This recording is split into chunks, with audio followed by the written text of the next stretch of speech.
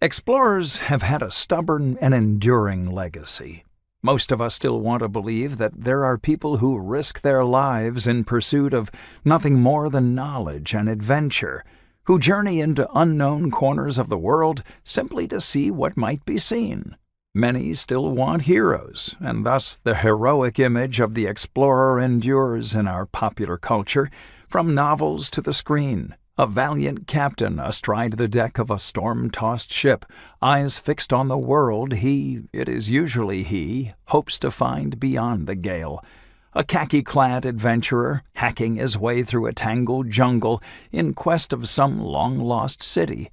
A mountaineer, inching his way across a perilous chasm, a thin rope all that separates survival and disaster.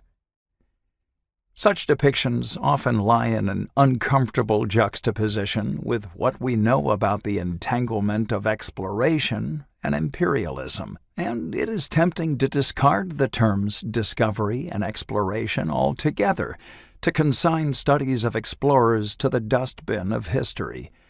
But if we discard the history of exploration, we discard a vital element of the human story along with it, a story that transcends culture, ethnicity, gender, and geography. Indeed, it is impossible to understand the history of humanity or fully comprehend the human condition without understanding the universal impulse to explore. People of every background imagine new worlds. People from every corner of the globe search for the unknown, seeking out the unfamiliar and trying to understand it.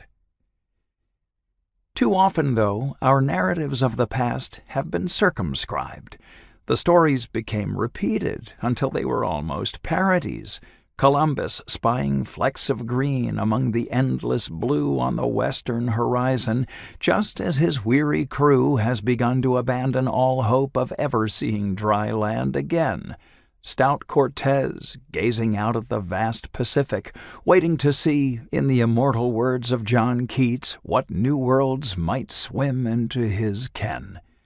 Lewis and Clark pushing through the brush to see the mighty Columbia River, guiding their expedition and their country to the promise of the Pacific.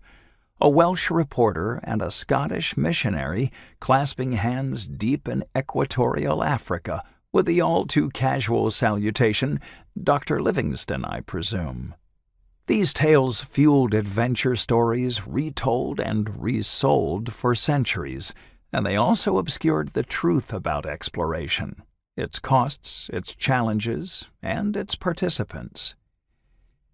In this book, I'll place the story of the Moroccan explorer Ibn Battuta alongside the story of his Venetian contemporary Marco Polo, and the story of the Chinese admiral Zheng He alongside the story of the Portuguese navigator Vasco da Gama, reconsidering what it means to be an explorer and what qualifies as discovery.